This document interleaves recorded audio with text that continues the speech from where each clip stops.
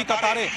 एक जमाना था जब ये पूरा नक्सल इलाका हुआ करता था, वहां पर वोटर्स डरते थे बूथ पर जाने पर, और वहां पर अब देखिए 5 बजे शाम तक 70% के आसपास वोटिंग हो गई है। 1 से 1.5 घंटे में और ये जो आंकड़ा है बढ़ेगा। तो ये देखिए संकेत मतलब साफ तौर हम लोग पर पहले पहले जो 14-15% वोटिंग जो है वो 10-11 बजे तक दिन में पता लगता था कि 15-17% वोटिंग हुई है। अभी सुबह सुबह आपको पता लगता है कि 9 बजे तक 15% वोटिंग हो जाती है, और शाम 5 बजे तक अगर 60% 65% से ज्यादा वोटिंग दिख रही है तो इसका मतलब है कि इस बार लोगों ने बड़ी संख्या में वोट किया है पिछले चुनाव के मुकाबले। हालांकि इसके पीछे एक बड़ी वजह एसआईआर है, जिसकी वजह से बहुत सारे बोगस वोट काटे गए हैं और उसकी वजह से भी थोड़ा परसेंटेज बढ़ा हुआ दिख रहा है। लेकिन इसमें भी कोई दो मत नहीं है कि जिस तरह का उत्साह वहां बूथ पे दिखाई दिया, आपने भी दिखाया, रंजीता ने भी दिखाया और बाकी सहयोगियों ने भी दिखाया कि किस तरीके से सुबह से ही वहां बूथ पर लंबी लंबी कतारें दिख रही हैं। वो बताता है इस बार लोगों में इस चुनाव को लेकर बहुत अच्छा उत्साह था, और इसमें कोई दो मत नहीं है कि इसका फायदा जो कम से कम एग्जिट पोल के आंकड़े बताते हैं कि इसका फायदा नीतीश कुमार को मिलता हुआ दिखाई दे रहा है। हमारे साथ वरिष्ठ पत्रकार अनंत विजय जी हैं।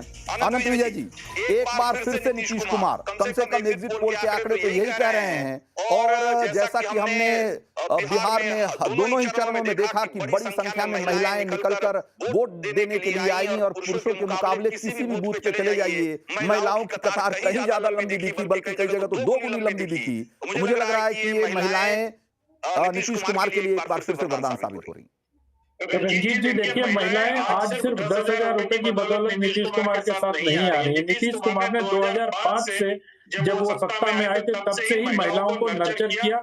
बालिकाओं को साइकिल देने से लेके, स्थानीय निकाय के चुनाव में उनको आरक्षण से लेके, उनके लिए जितने काम किए, उनके साथ निश्चय में भी महिलाओं की भागीदारी सुनिश्चित की गई थी।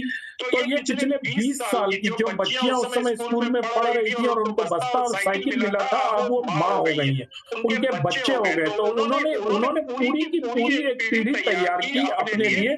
तो मुझे लगता है कि अब 20 सालों बाद नीतीश कुमार को वो महिला वोटर पे कर रहे हैं, और जाहिर सी बात है कि ये 10,000 रुपए का उन्होंने उन लोगों को रोजगार शुरू करने के लिए 1 करोड़ से अधिक महिलाओं को जो पैसे उनके खाते में ट्रांसफर हुए, उसका असर बहुत दिख रहा है बिहार में।